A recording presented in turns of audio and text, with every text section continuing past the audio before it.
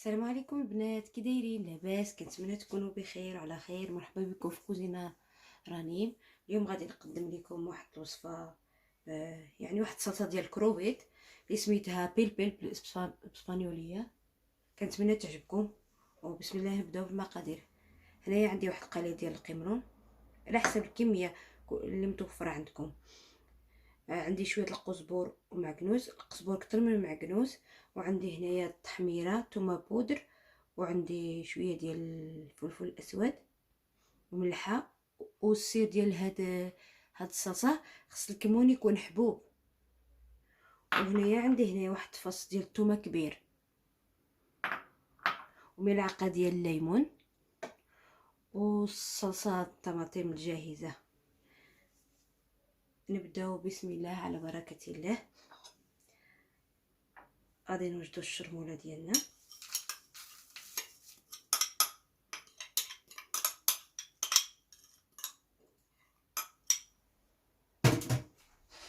نديرو التوابل.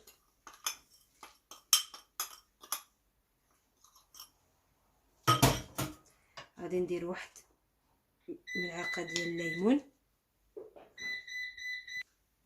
هنايا غادي نحتاج واحد ملعقه ديال الليمون حامض. وغندير واحد 2 معالق كبار ديال الصلصه جاهزه. غادي نخلطو الكل جيدا.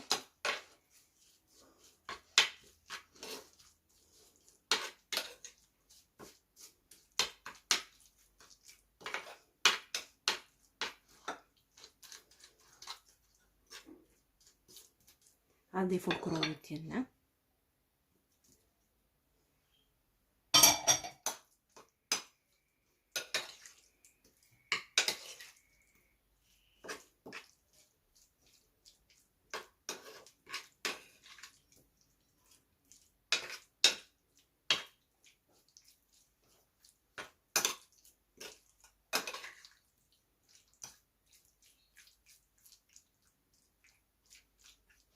صافي البنات، غادي نخليه واحد نص ساعه تدخل فيه ديك الشرموله، ونتلاقاو نكملوا الوصفه ديالنا.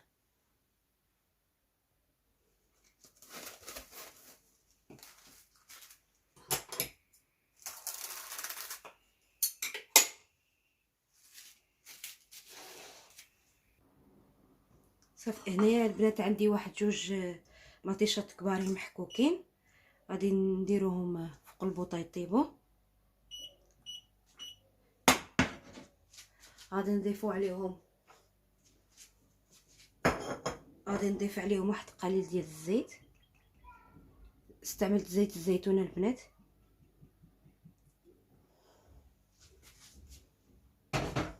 غادي نخليو المطيشه ديالنا تشحر مزيان.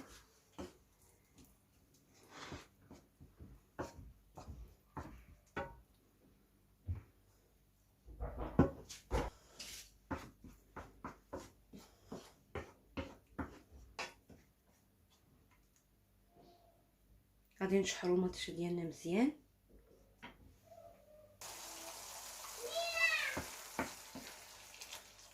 ها الصلصه ديالنا بدات كطبخ، غادي نروحوا فيها ديك الكروفيت ديالنا اللي شربناها من قبل.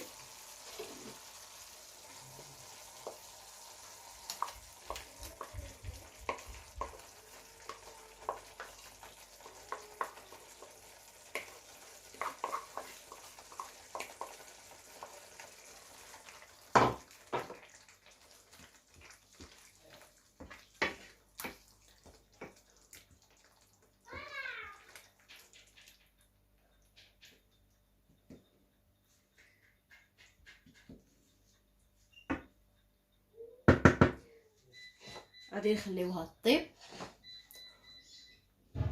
وخليكم معنا تشوفوها في الطبق ديال التقديم.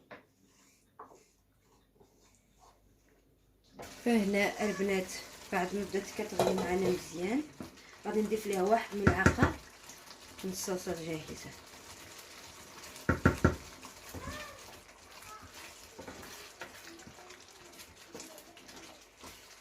صافي البنات غادي نخليها تشحر مزيان. خليكم معنا. صافي هنا طابت البنات الصلصه ديالنا، غادي نقدموها في هذا الطبق.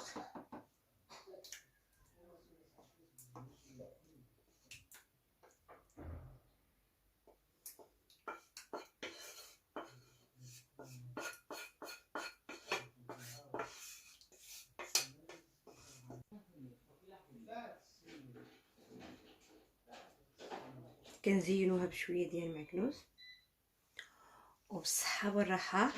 كنتمنى تجربوها، ومع السلامه الى فيديو قادم ان شاء الله.